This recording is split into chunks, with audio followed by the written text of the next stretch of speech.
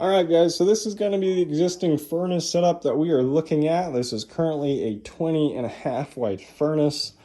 From the bottom of this furnace all the way to the top of this, it's 72 inches. That's probably the amount of space that we're going to have to work here. The back side, you're going to have an existing cold air return drop, which is coming through the back of the furnace. There's a 16 by 20 by 1 filter. That's that little green thing sitting there if you guys can see it.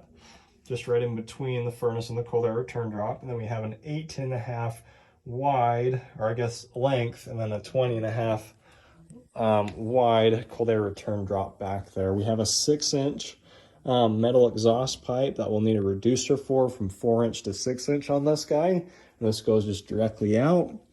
You have the existing gas line right here that we'll need to, I don't think we really need to do too much with the gas and actually just remove this existing hard pipe, reduce it. We'll probably add flex to it too to make it a little bit easier. But yeah, that's overall kind of the scope on the furnace. You have electrical for it, which I believe that, yeah, it's got its own disconnect for the furnace. We are looking to add air conditioning. Now, this is going to be the tricky part. So furnace on the bottom, which this will probably reduce quite heavily, right? I think the furnace is 50 some inches tall. So if we have the furnace like 32, should have the coil right up top. And then we kind of want to build a reducer down or transition from this cold air or from the supply down so it can fit the coil in nicely. This house has 2 cold air returns that I was able to check. There is one right by the stairs as you go all the way up, and then there's another right by the front door on the end of that house that should be able to work for air conditioning. It's a 3-floor old 1900 home. The top floor does not have any vents. And then we're coming back here because this is one of the back vents for the furnace, but this is actually where we want to run the AC line set through. So the floor joists, which I should have showed you, but coming through there, they all go this way. So what we need to do is we'll probably cut 1 or 2 holes and then just run the line set out this way.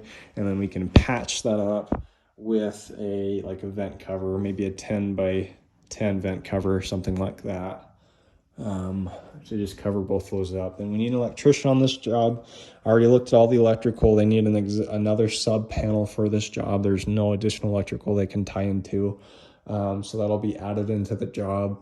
And yeah, the other thing is drainage, which I'm thinking probably best is to do a pump out in that room and then just push it out and then just, yeah, drain it outside is my best thoughts, because there's nothing really close down here that we can actually drain to. It's so far off in this corner.